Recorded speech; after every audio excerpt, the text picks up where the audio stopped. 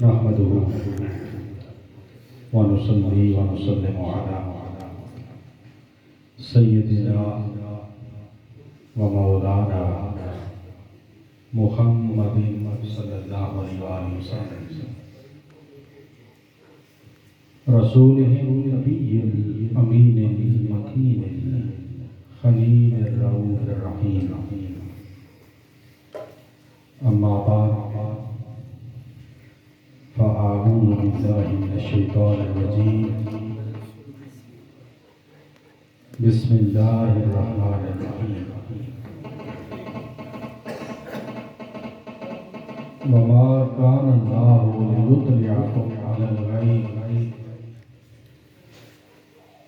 ولكن الله يجتبي من رسله من يشاء صدق الله العظيم اللهم صل على سيدنا ومولانا محمد وعلى آله وصحبه وبارك وسلم صلاة وسلاما عليك يا رسول الله وعلى آلك وأصحابك يا حبيب الله اللہ رب العزت جل جلالہ کا بے حد احسان جس کی توفیق سے آج ہم غوثیہ مسجد ڈوک شمسدین کے اندر میلاد النبی صلی اللہ علیہ وآلہ وسلم محفل کے اندر حاضر ہیں۔ اللہ تعالیٰ جل جلالہ ہماری اس حاضری کو اپنی بارگاہ میں شرف قبولیت عطا فرمائے آمین۔ اور دور و نزدیک سے چل کے آنے والے تمام معززین سامعین ناظرین اللہ پاک جل جلالہ ہم سب کو جزائے خیر عطا فرمائے۔ اللہ رب العزت جل جلالہ نے قرآن مجید فرقان حمید کے اندر غیب کی متعلق ارشاد فرمایا کہ اللہ پاک جل جلالہ اپنا غیب کسی پہ ظاہر نہیں کرتا، وَلَٰكِنَّ اللَّهَ يَجْتَبِي مِن رُّسُلِهِ مَن يَشَاءُ، لیکن اپنے رسولوں میں سے جسے وہ چاہے منتخب کرے اس کے اوپر وہ غیب کو ظاہر فرما دیتا ہے۔ علم غیب مصطفیٰ صلی اللہ علیہ وآلہ وسلم اس حوالے سے میں تھوڑی سی مختصر سی گفتگو علمی نکات کے پیش نظر کرنا چاہتا ہوں۔ سب سے پہلے یہ بات یاد رہے کہ غیب کسے کہتے ہیں؟ کل ما غاب عنک، ہر وہ چیز جو آپ کی نگاہ سے اوجھل ہو اسے غیب کہا جاتا ہے۔ ہر وہ چیز جو نظروں سے اوجھل ہو اسے غیب کہا جاتا ہے۔ یہ ایک اس کا سادہ لفظی لغوی ترجمہ اور معنی ہے۔ اس کا اصطلاحی معنی یہ ہوتا ہے کہ ہر وہ چیز جو عقل سے ماورا ہو اور حواس خمسہ سے ماورا ہو اسے غیب کہتے ہیں۔ حواس خمسہ انسان کے جسم کے اندر 5 حصے ہوتی ہیں جنہیں حواس خمسہ کہا جاتا ہے۔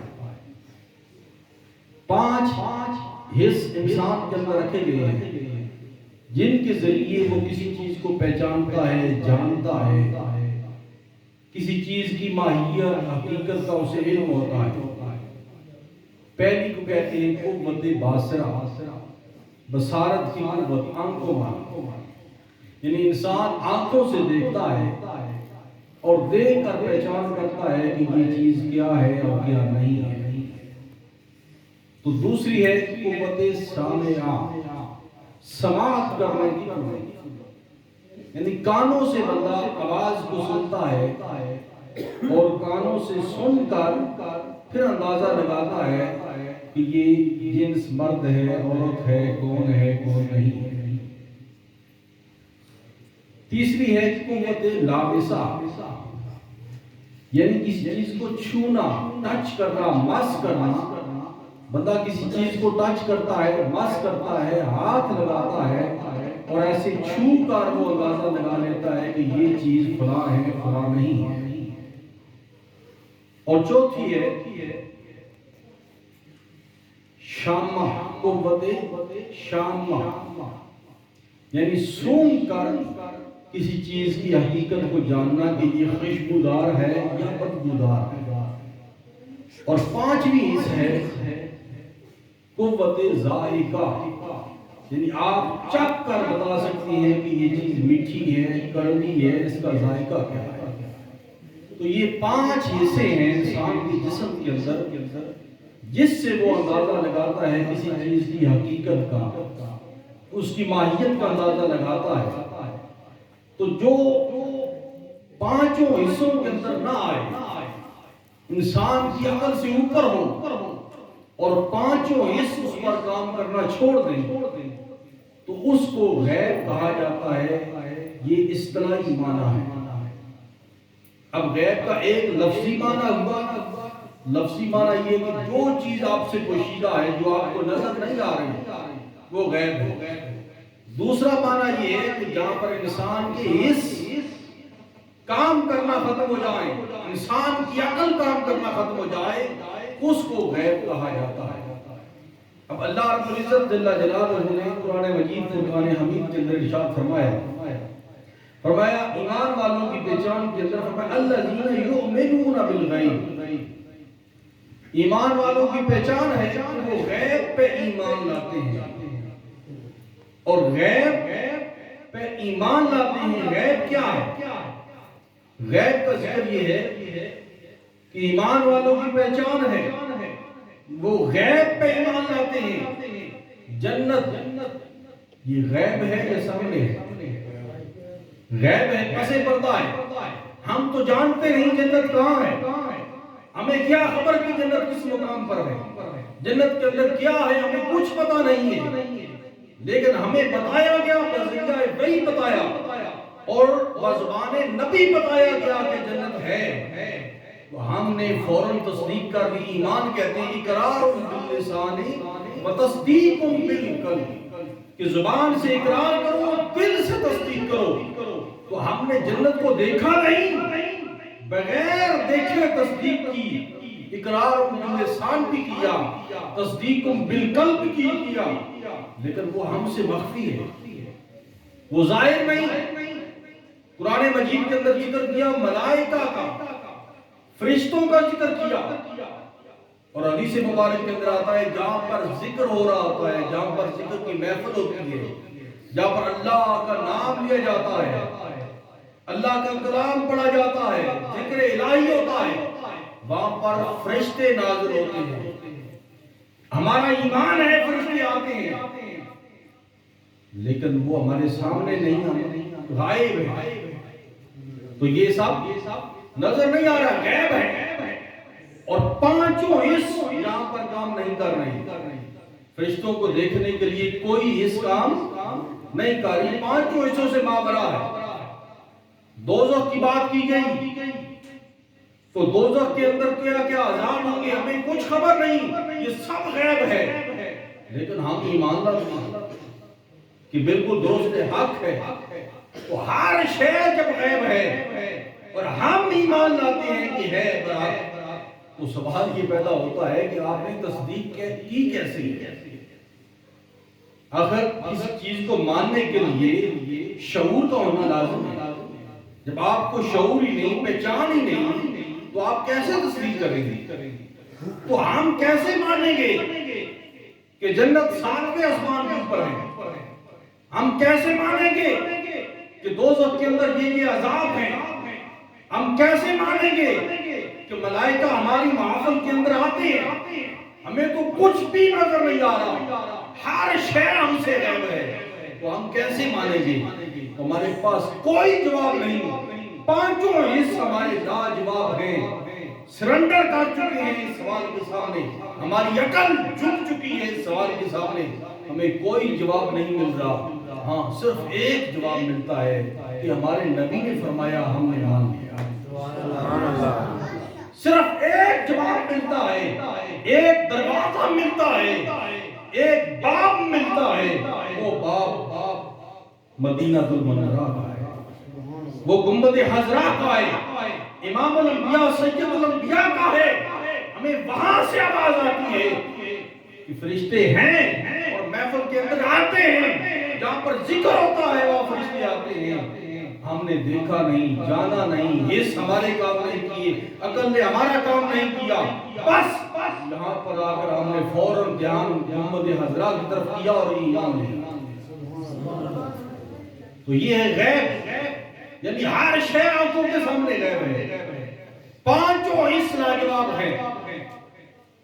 تو جب ہر شے آنکھوں کے سامنے سے غائب، عقل سے ماورا، انسانی اس کام کرنا چھوڑ دیے، تو پھر ہم ہر چیز کو جب مانے جا رہے ہیں، ہر مسلمان مانتا ہے، چاہے جس مسلک سے بھی تعلق رکھتا ہو، ہر مسلمان مانتا ہے، لیکن سوال تو پیدا ہوتا ہے، آخر ان چیزوں کی خبر دینے والا کون ہے؟ آخر ان چیزوں کے بارے میں بتانے والا کون ہے؟ کوئی ذات تو ہے جو خبر دینے والی ہے۔ ارے خبر تو وہی ذات دیتی ہے جس نے یا سنا ہو یا مشاہدہ کیا۔ خبر کے دو ہی ذریعے ہوتے ہیں، ایک سماعت اور دوسرا شہادت ہوتی ہے۔ سماعت یہ ہوتا ہے کہ بندہ واقعہ سنتا ہے، وہ سن کے آگے بیان کر دیتا ہے۔ مشاہدہ یہ ہوتا ہے کہ بندہ موقع کے اوپر موجود ہوتا ہے، وہ سارا منظر اپنی آنکھوں کے سامنے دیکھتا ہے، پھر آگے بیان کرتا ہے، تو اس کی بات کے اندر زیادہ وزن ہوتا ہے بنسبت سماعت کے۔ تو یہاں پر مخبر کون ہے؟ خبر دینے والا کون ہے؟ کہ فرشتے ہیں، مان گئے فرشتے ہیں، لیکن ہمیں خبر دی کس نے؟ یہ مانا جنت حق ہے، سوال یہ پیدا ہوتا ہے کہ جنت کی خبر دی کس نے ہے؟ دوزخ پر حق ہے، مان گئے، لیکن سوال یہ ہے کہ یہ خبر دی کس نے؟ یہ سب کچھ مانا، قبر کے اندر فرشتے آتے ہیں، سوال ہوتے ہیں، مان گئے، لیکن مخبر کون ہے؟ خبر دینے والا کون ہے؟ تو خبر دینے والی ایک ہستی حضرت محمد مصطفیٰ کی اب ہم ادھر رخ کرتے ہیں، یا رسول اللہ صلی اللہ علیہ وسلم، آپ خبر دینے والے ہیں، مخبر ہیں، بتائیے آپ کی خبر سماع تک منحصر ہے یا مشاہدہ کے اندر بدل چکی ہے؟ اللہ تو سید الانبیاء صلی اللہ علیہ وآلہ وسلم نے سماع سے مشاہدہ تک ہر چیز کو واضح کیا ہے۔ نعرہ تکبیر، نعرہ رسالت، نعرہ حیدری۔ تو حضور نے سماع سے شہادت تک ہر چیز کو واضح کیا، ہر چیز کی خبر دی ہے۔ اب میں اس کی درباد میں آتا ہوں، اس سے پہلے ایک بتا دوں، غیب، میں نے بتایا تھا غیب کا ظاہری معنی آنکھوں سے اوجھل ہونا، پس پردہ چیز۔ اصطلاحی معنی جہاں پر انسان کے پانچوں حص کام کرنا چھوڑ دیں، انسان کی عقل کام کرنا چھوڑ دیں، اس کو غیب کہا جاتا ہے۔ اب غیب کی دو قسمیں، ایک ہوتا ہے غیب حقیقی، ایک ہے غیب اضافی۔ غیب حقیقی یہ ہے کہ مکمل غائب ہے، کوئی ذریعہ وہاں پر کام نہیں کر رہا۔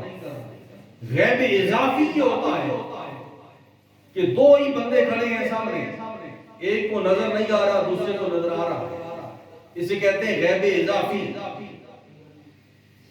یعنی ایک کمرہ، ایک جگہ، ایک ہی مقام ہے، دیکھنے والے دونوں ہیں، آنکھیں دونوں کی ہیں، لیکن ایک کو مشاہدہ کرایا جا رہا ہے، دوسرے کو نہیں کرایا جا رہا۔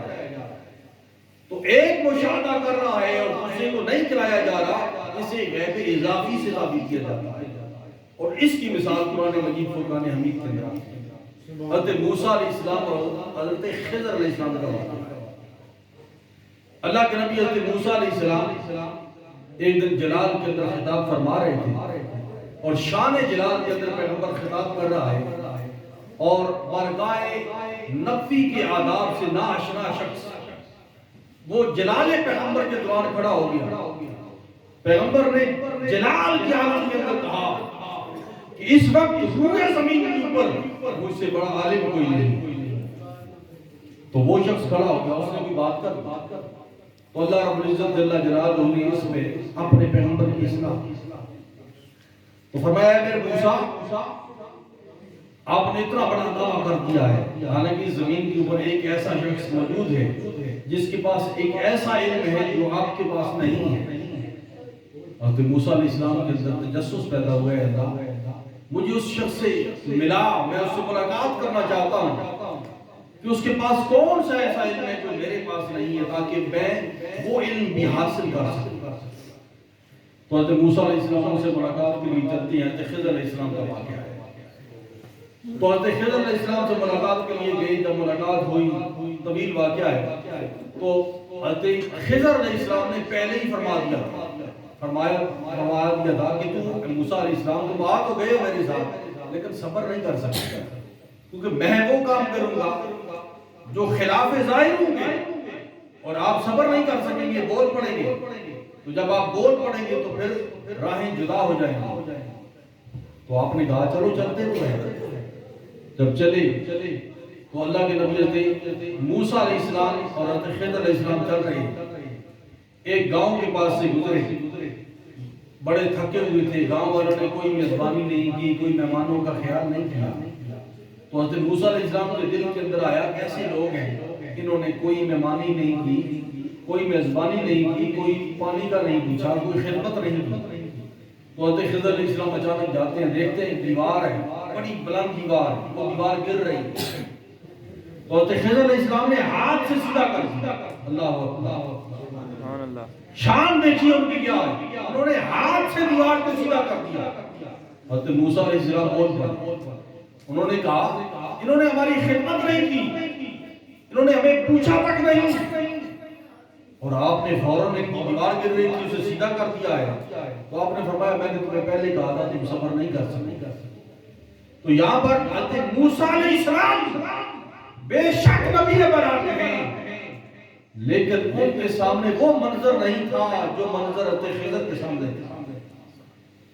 حضرت موسیٰ علیہ السلام ظاہر کو دیکھ رہے تھے، حضرت خضر علیہ السلام اس کے اندر باطن کو دیکھ رہے تھے۔ شخصیتیں دو ہیں، دیکھنے والے دو ہیں، ایک کی نظر ظاہر پہ ہے اور ایک کی نظر باطن پہ ہے۔ ظاہر پہ جس کی نظر ہے اس نے کہا موسیٰ کیا کر رہے ہو، وہ فوراً بولے خضر کیا کر رہے ہو، اسے کیوں سیدھا کر رہے ہو۔ باطن والے نے کہا تمہیں نہیں معلوم کہ یہ اندر کیا ہے، وہ میں بعد میں بتا رہا ہوں۔ دوسرا واقعہ ہوا، کشتی کے اندر سوار ہوئے، کشتی والا حضرت خضر علیہ السلام کو پہچانتا تھا، اس نے کوئی کرایہ نہیں دیا، کوئی معاوضہ نہیں دیا، اس نے خدمت کی اور دریا کے ایک کنارے سے دوسرے کنارے کے اوپر بھیج دیا۔ جب کشتی دریا کے کنارے کے اوپر پہنچنے لگی تو حضرت خضر علیہ السلام نے کشتی کے جو پھٹے لگے ہوئے تھے، تختے لگے ہوئے تھے، ان کو اکھاڑنا شروع کر دیا۔ اب شخصیتیں دو ہیں، ایک کشتی کے اندر دو شخصیتیں سوار ہیں، ایک کی نظر کہاں دوسرے کی کہاں ہے۔ ایک شخصیت وہ کہہ رہی ہے حضرت موسیٰ علیہ السلام نے کہا اے خضر انہوں نے اتنی بڑی نیکی کی، ہماری خدمت کی، ہمیں بٹھایا عزت کے ساتھ، احترام کے ساتھ، ایک کنارے سے بٹھایا، دوسرے کنارے کی طرف اتارنے والے ہیں، اور تم نے کشتی والوں کا نقصان کرنا شروع کر دیا۔ تو حضرت خضر علیہ السلام نے پھر کہا موسیٰ میں نے تمہیں پہلے کہا تھا آپ صبر نہیں کر سکیں گے۔ اب ایک کی نظر ظاہر کے اوپر ہے، وہ ظاہر کو دیکھ کے بول پڑے، اور دوسرے کی نظر باطن کے اوپر رہی۔ اب تیسرا واقعہ ہوا، جب تیسرا واقعہ ہوا اس کے بعد حضرت خضر علیہ السلام نے کہا ہماری رائے جدا، لیکن میں آپ کو بتا دیتا ہوں منظر کیا تھا۔ تیسرا واقعہ یہ ہوا کہ ایک بڑا خوبصورت بچہ کھیل رہا تھا۔ حضرت موسیٰ علیہ السلام اور حضرت خضر علیہ السلام قریب سے گزرے تو حضرت خضر علیہ السلام نے اس بچے کو پکڑا اور گلا دبا کے مار دیا، اس بچے کو قتل کر دیا، مار دیا۔ اب شخصیتیں دو ہیں، ایک موقع ہے، ایک میدان ہے، منظر سامنے دیکھا جا رہا ہے، ایک کی نظر ظاہر پہ ہے، دوسرے کی باطن پہ ہے۔ حضرت موسیٰ علیہ السلام نے فوراً بول پڑے، اے خضر اس بچے نے قصور کیا کیا؟ اس بچے کا قصور کیا ہے کہ تم اس بچے کو مار رہے ہو؟ تو حضرت خضر علیہ السلام نے کہا ھذا فراق بینی و بینک، اور میں اب یہ وقت آ گیا ہے کہ ہماری اور تمہاری رائیں جدا جدا ہو رہی ہیں، لیکن میں آپ کو بتا دیتا ہوں منظر تمہاری آنکھوں نے بھی دیکھا، منظر میری آنکھیں بھی دیکھ رہی تھی، شخصیتیں دو ہی تھیں اور سامنے واقعہ ایک ہی ہوتا تھا، لیکن تمہاری نظر ظاہر کے اوپر ہوتی تھی، میری نظر باطن کے اوپر ہوتی تھی۔ اے موسیٰ تم نے کہا کشتی والے نے احسان کیا، اور تم نے دریا کے جب دوسرے کنارے کے قریب پہنچنے لگا تو اس کے تختے اکھاڑنا شروع کر دیے، تم نے نقصان کر دیا، تمہاری نظر ظاہر پہ تھی تو تمہارا دھیان ادھر تھا کہ تم نے کشتی والے کا نقصان کیا، اور میں نے کشتی والے کا نقصان نہیں کیا، اس کا بھلا کیا۔ میں تمہیں بتاتا ہوں تمہاری نظر ظاہر پہ تھی، میری نظر باطن پہ تھی۔ میں نے اس کی کشتی کے اندر عیب اس لیے کیا ہے کہ سامنے باہر ظالم بادشاہ بیٹھا ہوا تھا، وہ جس خوبصورت کشتی کو دیکھتا اس پہ قبضہ کر لیتا، تو میں نے کہا اس کے اندر تھوڑا سا عیب کر دیا جائے تاکہ اس غریب کا رزق چلتا رہے اور اس کے قبضے سے بچ سکے۔ اب ایک کی نظر ظاہر پہ تھی تو فوراً بول پڑے، اور دوسرے کی نظر باطن پہ تھی کہ اس غریب کو ظالم سے بچایا جائے۔ دوسرا فرمایا تم نے کہا اس بستی والوں نے ہماری خدمت نہیں کی تو تم نے ان کی دیوار کو کیوں سیدھا کر دیا ہے؟ تو ان کی نظر ظاہر پہ تھی، واقعہ ایک ہی تھا، دوسرے کی نظر باطن پہ تھی۔ حضرت موسیٰ علیہ السلام تم نے دیکھا ظاہر کو کہ بستی والوں نے خدمت نہیں کی تو ان کی دیوار کو سیدھا بھی نہیں کرنا چاہیے تھا، تم نے کیوں کیا؟ حضرت موسیٰ علیہ السلام کو حضرت خضر فرماتی ہیں تمہاری نظر ظاہر پہ تھی، تم نے اعتراض کیا، میری نظر باطن پہ تھی، اس دیوار کے نیچے یتیم بچوں کے لیے خزانہ چھپایا گیا تھا۔ اس دیوار کے نیچے یتیم بچوں کے لیے خزانہ چھپایا گیا تھا، ان کا باپ، ان کے والدین وَكَانَ أَبُوهُمَا صَالِحًا، اللہ اکبر، اس کے والدین، اس کا باپ، ان بچوں کا باپ صالح متقی اللہ کا ولی تھا۔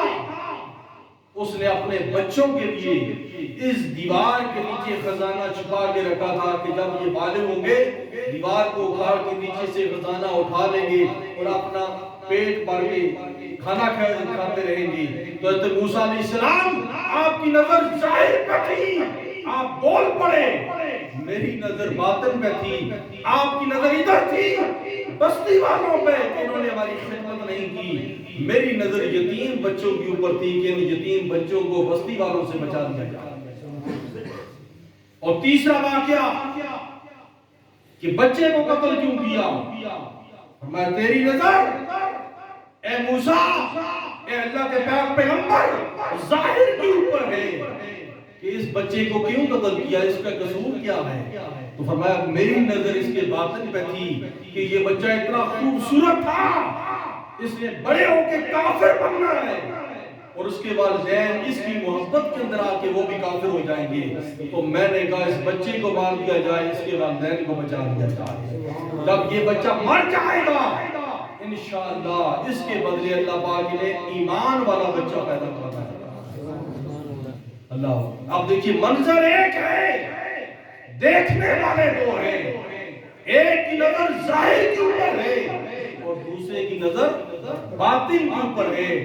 اس کو کہتے ہیں غیب اضافی، یعنی دیکھنے منظر ایک ہے واقعہ ایک ہے، دیکھنے والے دو ہیں، ایک کی نظر سے ایک منظر اوجل ہے، دوسرے کی آنکھوں کے سامنے وہ منظر ہے جو پہلے شخص کے پاس نہیں ہے۔ اب اس کے اندر تینوں زمانوں کی خبر ہے، ماضی کی بھی، حال کی بھی، مستقبل کی بھی۔ اور اب آ جائیے سید الانبیاء سبحان اللہ، امام الانبیاء کی طرف۔ ارے یہاں پر غیب اضافی ہے، وہاں پر غیب حقیقی ہے۔ اللہ اکبر، حضور کی طرف غیب حقیقی، ایسا غیب عطا کیا گیا، ایسے غیب کا علم عطا کیا گیا کہ جس کا علم کسی اور کو نہیں ہے۔ نعرہ رسالت، اللہ کے رسول صلی اللہ علیہ وسلم، اور رسول اللہ صلی اللہ علیہ وسلم نے خبر رہی، اللہ کے حبیب صحابہ کے ساتھ ہیں، دو قبر والوں کی بات اوپر سے گزرتے ہیں، دو قبریں ہیں، حضور کی سواری آ رہی ہے، دونوں قبروں کے جب قریب آئے تو آقا کریم سواری سے نیچے اتر گئے، صحابہ ساتھ ہیں۔ اب قبر کے اندر کیا ہو رہا ہے کسی کو علم نہیں۔ امام الانبیاء سواری سے نیچے اترے اور نیچے اتر کر حضور نے صحابہ کو حکم دیا، فرمایا درخت کی ٹہنیاں لے آئے، درخت کی سبز ٹہنیاں لائی گئی، حضور نے ٹہنی کو توڑا اور دو حصے کیے، دونوں کی قبر کے اوپر ایک ایک گاڑ کیا۔ صحابہ اکرام یہ منظر دیکھ رہے تھے، ارے کسی کو خبر نہیں کہ قبر کے اندر کیا کیا جا رہا ہے، قبر کے اندر کیا ہو رہا ہے، کسی کو اس بات کا علم نہیں۔ دیکھ تو رہے ہیں، سامنے موجود ہے، لیکن ان کی نگاہوں سے اوجھل ہے یہ منظر کہ قبر کے اندر کیا ہو رہا ہے۔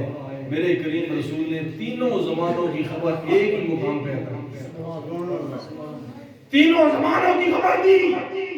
پہلی خبر یہ دی، فرمایا یہ دونوں جو قبروں کے اندر اس وقت موجود ہیں، فرمایا فَيُعَذَّبَانِ، ان دونوں کو اس وقت عذاب ہو رہا ہے۔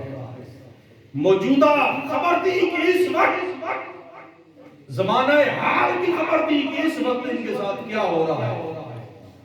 اب ماضی کی خبر دی کہ ان کے ساتھ یہ کیوں ہو رہا ہے۔ فرمایا یہ کسی کبیرہ گناہ کی بنا پہ نہیں ہو رہا ہے، بلکہ صغیرہ گناہ کی وجہ سے قبروں کے اندر عذاب کیا جا رہا ہے۔ یا رسول اللہ وہ گناہ کون سے کرتے تھے؟ اللہ اکبر، اللہ کے رسول نے وہ ان کی سیرت، ان کے کردار کو بھی بیان فرمایا کہ ان کا یہ کردار تھا جس کی وجہ سے انہیں قبر کے اندر عذاب ہو رہا ہے۔ فرمایا ایک وہ تھا لا یستتر من البول، جو پیشاب کی چھینٹوں سے اپنے آپ کو نہیں بچاتا تھا۔ اللہ اکبر، ایک وہ شخص جو پیشاب کی چھینٹوں سے اپنے جسم کو بچاتا نہیں تھا، اپنا جسم صاف ستھرا نہیں رکھتا تھا، فرمایا اس وجہ سے اس کو عذاب ہو رہا ہے۔ اور دوسرا شخص، فرمایا یہ وہ شخص ہے جو لوگوں کی چغلیاں کھاتا ہے، غیبت کرتا ہے، ادھر سے بات اٹھاتا ادھر پہنچاتا، ادھر سے اٹھاتا ادھر پہنچاتا، ہر وقت لوگوں کو لڑائی جھگڑے کے اندر مصروف رکھتا، ادھر کی بات ادھر، ادھر کی ادھر اٹھائے رکھتا تھا۔ فرمایا یہ ان کا کردار تھا۔ یہ زمانہ ماضی ہے، حال یہ ہے کہ ان کے ساتھ ہو کیا رہا ہے، اور ماضی یہ ہے کہ کیوں ہو رہا ہے، انہوں نے کیا کیا تھا، اس کی بھی خبر دی۔ اب مستقبل کی خبر دے رہے ہیں کہ اس کے بعد کیا ہوگا۔ فرمایا یہ میں نے درخت کی سبز ٹہنیاں ان کے اوپر اس لیے گاڑی ہیں کہ جب تک یہ تر رہیں گی لعل اللہ یخفف عنہم العذاب، کہ جب تک یہ تر رہیں گی انشاءاللہ ان کے عذاب کے اندر تخفیف ہو جائے گی، کیونکہ تر چیز اللہ کی تصویر بیان کرتی ہے، اللہ کا ذکر کرتی ہے، تو جب اللہ کا یہ ذکر کرتی رہیں گی تو انشاءاللہ ان کے عذاب کے اندر کمی ہو جائے گی، تخفیف ہو جائے گی۔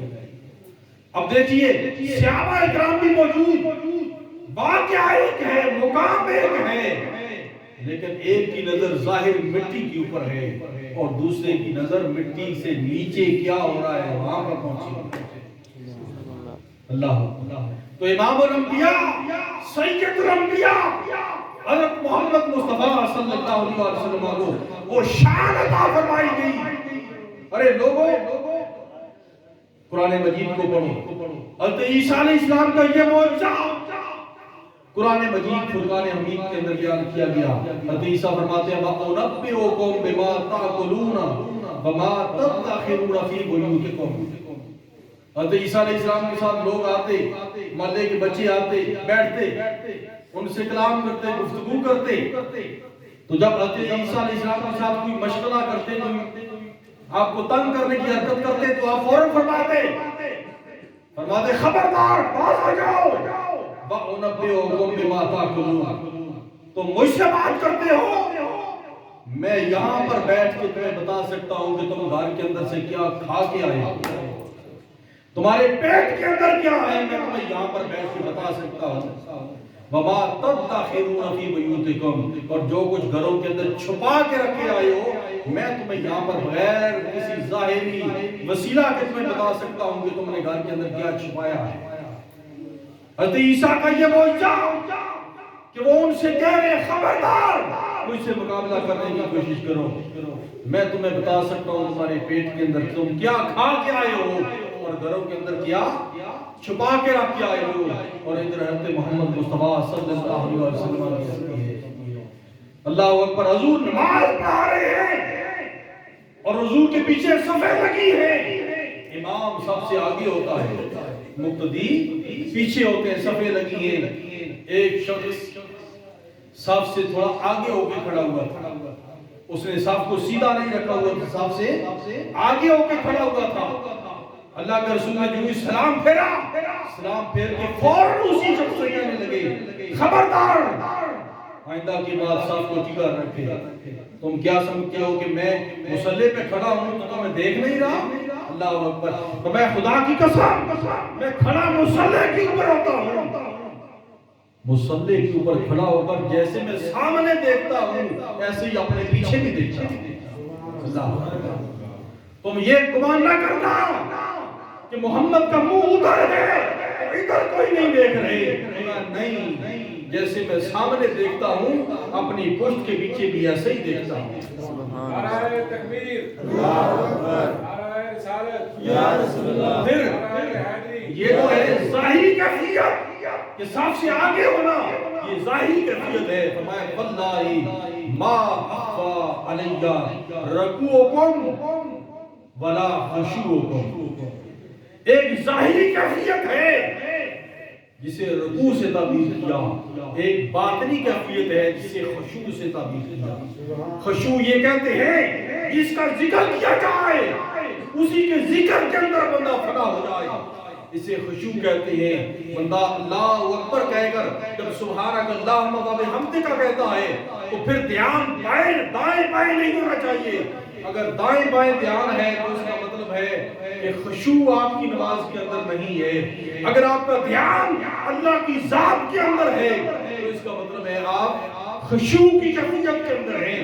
میرے مصطفیٰ فرما رہے ہیں کہ میرے امتی خبردار کبھی یہ گمان نہ کرنا کہ محمد نے آگے منہ کیا تو پیچھے کی خبر نہیں، اور میں نہیں، میں تمہارے ظاہری حال سے بھی واقف ہوں، تمہاری باطنی نیت سے بھی واقف ہوں۔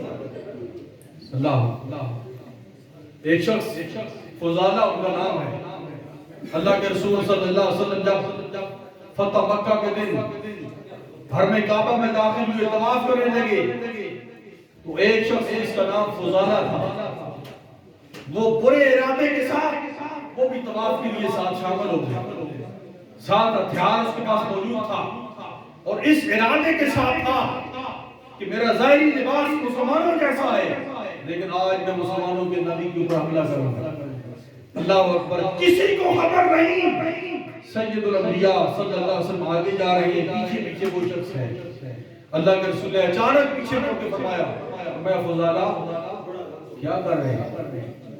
کہنے لگا یا رسول اللہ میں تو اللہ نہ کر رہا ہوں، ذکر کر رہا ہوں۔ فرمایا فضالہ میں تیرے لیے استغفار کرتا ہوں۔ اللہ، حضور نے اپنا دست مبارک فضالہ کے سینے کے اوپر رکھا اور سینے کے اوپر رکھ کر کہا میں تیرے لیے دعائے استغفار کرتا ہوں۔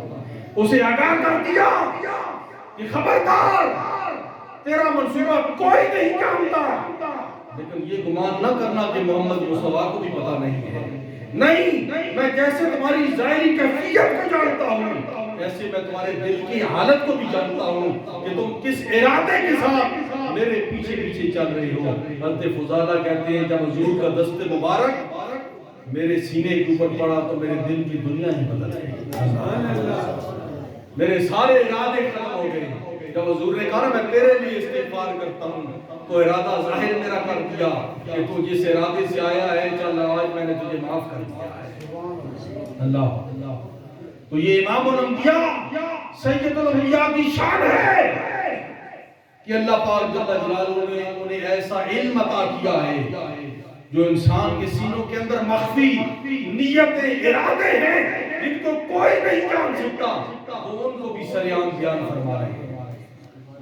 آخری بات اور آخری واقعہ بیان کر کے میں اپنی بات ختم کرنا چاہتا ہوں۔ ایک شخص حضور پہ بیان کرتا اور بڑی باتیں کرتا تھا اور لوگ یہ کہتے تھے کہ یہ اپنے باپ کا نہیں، اس کا باپ کوئی اور ہے۔ اب ایک دن ایسا ہوا اللہ کے رسول صلی اللہ علیہ وسلم منبر کے اوپر کھڑے ہو گئے، جب منافقین طرح طرح کی باتیں کرتے یہ پتہ نہیں یہ پتہ نہیں یہ پتہ نہیں، اللہ کے رسول منبر کے اوپر کھڑے ہو گئے، جلال کے اندر کھڑے ہو گئے، فرمایا سلونی سلونی سلونی، حضور کھلا چیلنج کرنے لگے، فرمایا پوچھ لو جو پوچھنا چاہتے ہو، پوچھ لو جو پوچھنا چاہتے ہو، میں اس مقام پر کھڑا ہو کر تمہیں ہر چیز کی خبر دوں گا۔ حضور نے کھلا چیلنج کر دیا، فرمایا کیا پوچھنا چاہتے ہو، جو پوچھنا چاہتے ہو آج پوچھ لو، کھلی مجلس ہے، کھلی کچہری لگی ہوئی ہے اور تمہارے سامنے چیلنج کیا جا رہا ہے، جو پوچھو گے تمہیں اسی منبر کے اوپر کھڑے ہو کے جواب دیا جائے گا۔ اس شخص نے کہا ہر کوئی تانے دیتا ہے کہ تم اپنے باپ کا نہیں، تیرا فلاں باپ ہے، ہر کوئی تانے دیتا ہے، تو آج میں یہی پوچھ لیتا ہوں میرا باپ کیا ہے، مسئلہ یہ ہو جائے پتہ تو کر دوں۔ اب مجھے بتائیے اس وقت تو ظاہری ٹیکنالوجی کا دور نہیں تھا، یہ ڈی این اے والی ٹیکنالوجی اس دور کے اندر تو نہیں تھی، یہ تو ابھی شروع ہوئی۔ اس دور کے اندر کون سا سورس اور ذریعہ تھا جو نسب کے بارے میں بھی خبر دے رہا تھا کہ یہ فلاں کا ہے فلاں کا نہیں ہے؟ اللہ اس شخص نے سوال کیا کہ یا رسول اللہ صلی اللہ علیہ وسلم، اے محمد صلی اللہ علیہ وسلم، سارے لوگ مجھے تانے دیتے ہیں کہ تو اپنے باپ کا نہیں ہے، ہر کوئی کہتا ہے تیرا باپ فلاں نہیں فلاں ہے، تو مجھے بتاؤ میرا باپ کون ہے؟ اللہ اکبر، شان پیغمبر پہ قربان جائے، جلال پیغمبر پورے عروج پر ہے اور آواز یہی آ رہی ہے سلونی سلونی سلونی، لوگوں پوچھو جو پوچھنا چاہتے ہو، آج موقع ہے وقت ہے پوچھ لو۔ اس نے کہا مجھے بتاؤ میرا باپ کون ہے؟ اب مجھے بتائیے ظاہری طور پہ کون بتا سکتا ہے؟ ظاہری طور پہ کون بتا سکتا ہے کہ تیرا یہ باپ نہیں وہ باپ نہیں یہ نہیں؟ تو جو اس نے کہا تو میرے کریم رسول نے فوراً کہا، فرمایا تیرا وہ باپ نہیں جسے تو کہتا ہے کہ یہ میرا باپ ہے۔ اللہ اکبر، فرمایا وہ تیرا باپ نہیں ہے جسے تو کہتا ہے، تیرا باپ فلاں بکریاں چلانے والا چلا ہوا ہے۔ اللہ اکبر، اس نے یہ بات سنی، اس نے کہا محمد کے اندر ہزار ایپ مان سکتے ہیں لیکن یہ ایپ کوئی نہیں مان سکتا کہ محمد کی زبان سے نکلا ہوا جملہ جھوٹا ثابت ہے۔ محمد کی زبان سے آج تک کسی نے جھوٹ نہیں سنا، ہمیشہ بڑے بڑے دشمنوں نے بھی یہ بات تسلیم کی ہے کہ محمد سے بڑا سچا اس زمین کے اوپر کوئی نہیں ہے۔ اس دوڑتا ہوا اپنی ماں کے پاس گیا اور ماں کے پاس جا کر کہنے لگا پہلے تو لوگ مجھے تانے دیتے تھے لیکن اب محمد نے حقیقت کو کھول دیا ہے۔ تلوار اس نے ننگی ہاتھ کے اندر لی اور ماں سے کہا اگر تو نے سچ نہ بولا تو تیرے سر قلم کر دیا جائے گا۔ اس کی ماں رونے لگی، اس نے کہا تجھے خبر نہیں کہ تو محمد مصطفیٰ کے پاس بھی کیس لے کے چلا گیا ہے؟ ارے وہ تو ایتوں کے اوپر پردہ ڈالنے والے ہیں، تو نے مجھے سارے عرب کے اندر رسوا کر کے رکھ دیا ہے کہ تو نے یہ سوال کیا ہے تو مجھ سے کیوں پوچھتا ہے؟ ارے بھلا جو محمد کی زبان سے نکلا اس پہ شک کیسے کیا جا سکتا ہے؟ اس نے کہا ایسی بات ہے، تیرا باپ تو اس قابل ہی نہیں تھا کہ وہ میرے ساتھ مباشرت کر سکے، میں نے اس چرواہ سے کیا، اس کی تو اولاد ہے۔ اللہ تو دیکھیے حضور صلی اللہ علیہ وسلم آپ سے کوئی شے مخفی نہیں ہے، کوئی چیز آپ سے پوشیدہ نہیں ہے۔ اللہ پاک جل جلالہ نے اتنا علم، اتنا نور، اتنا فہم، اتنا الہام، اتنا ادراک عطا فرمایا تھا کہ شان پیغمبر جب جلال کی اوپر آئے تو پھر ہر شے کو حیا کر دیا۔ آخری آپ کو پیغام کے طور پر بات بتاؤں، مولانا روم رحمۃ اللہ تعالیٰ علیہ نے مصری کے اندر واقعہ لکھا، کہتے سلمان علیہ السلام یا ان کے علاوہ کوئی اور پیغمبر ہے یا مجھے کنفرم نہیں، تو ان کا واقعہ آتا ہے کہ ان کے دور کے اندر ایک واقعہ پیش آیا کہ ایک شخص کی گائے، حضرت داؤد علیہ السلام، تو ایک شخص کی گائے کھل گئی تو یتیم بچوں کے گھر میں داخل ہو گئی، تو انہوں نے ایسے کیا، اس کو ذبح کر دیا، ذبح کر کے اس کا گوشت بنا لیا۔ اب وہ شخص مقدمہ لے کر کے داؤد علیہ السلام کی بارگاہ میں چلا گیا، اس نے کہا حضرت گائے میری تھی اور میری گائے کو میری اجازت کے بغیر انہوں نے ذبح کر دیا۔ حضرت داؤد علیہ السلام نے فرمایا یتیم بچے ہیں تو یتیم بچوں کے حق میں فیصلہ دے دیا۔ اس نے باہر جا کے شور مچانا شروع کر دیا، اس نے کہا گائے میری تھی اور یتیم بچے میری گائے میری اجازت کے بغیر ذبح کر کے کھا گئے ہیں، اور اللہ کا نبی، اللہ کا پیغمبر ان کے حق میں فیصلہ دے رہا ہے، تو یہ میں کیسے فیصلہ کروانا؟ تو باہر اس نے لوگوں کو اکٹھا کرنا شروع کر دیا۔ تو پیغمبر جلال کے اندر آتے ہیں، جب پیغمبر جلال کے اندر آتا ہے تو پھر سارے رازوں کو ظاہر کر دیتا ہے۔ جب سارے لوگوں کو اس نے اکٹھا کرنا شروع کیا، آپ نے دربار لگا دیا، سب کو بلا لیا، ساری پبلک، سارا دربار لگا ہے، مجمع لگا ہے، اور ان کا مقدمہ سنا جا رہا ہے۔ حضرت داؤد علیہ السلام نے ان کو بلا لیا، آپ نے فرمایا یہ مال تیرا تو نہیں تھا؟ اب اس کے پاؤں کے نیچے سے زمین نکلنا شروع ہو گئی کہ اب یہ ہونے والا کیا ہے؟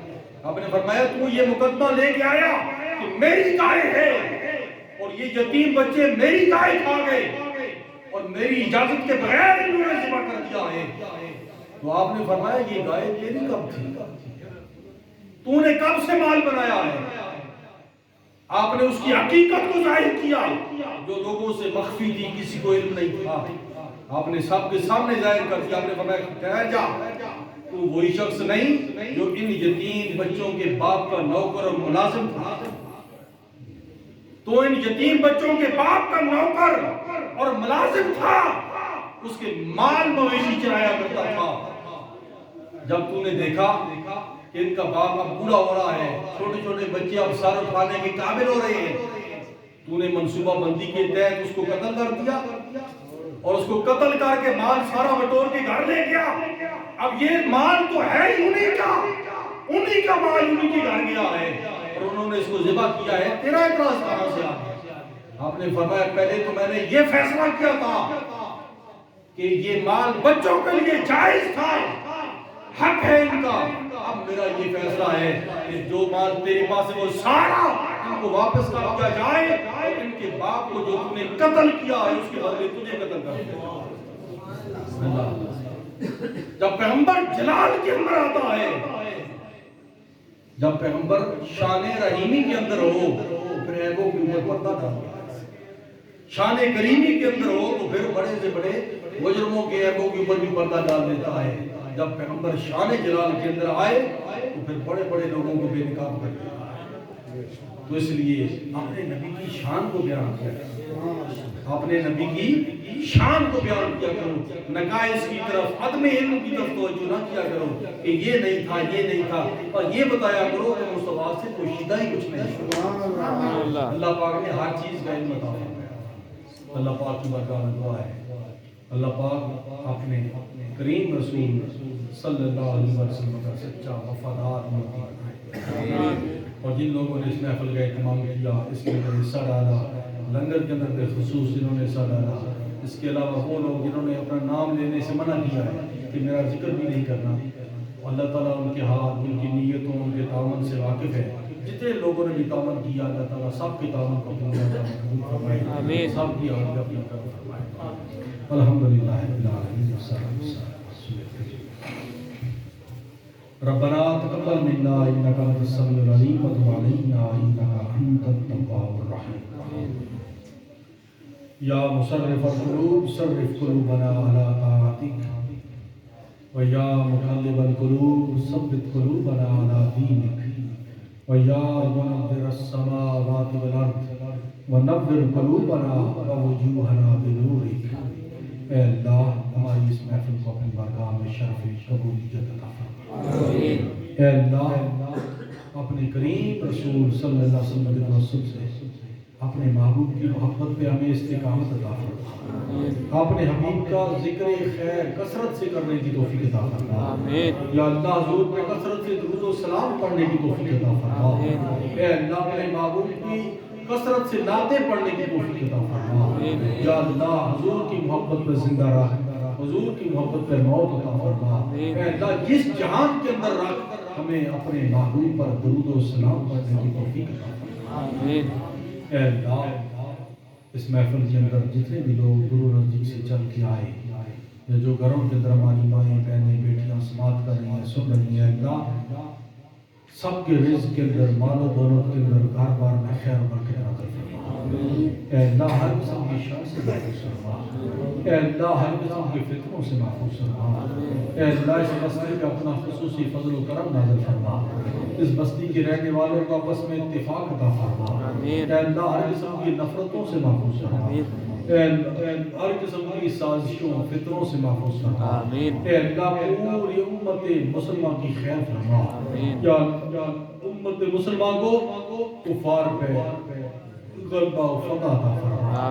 یا اللہ اپنے پیارے حبیب صلی اللہ علیہ وسلم کے توسل سے اس محفل کی توسل سے جتنے بیمار ہیں سب کو شفا عطا فرما۔ یا اللہ جتنے پریشان حال ہیں سب کی پریشانیاں دور فرما۔ یا اللہ جتنے مصیبتوں کے اندر مبتلا ہیں سب کی مصیبتیں دور فرما۔ یا اللہ جن کے بھی لوائقین دنیا سے چلے جا چکے سب کی بخشش فرما، ان سب کی قبول جو اپنی رحمتیں نازل فرما۔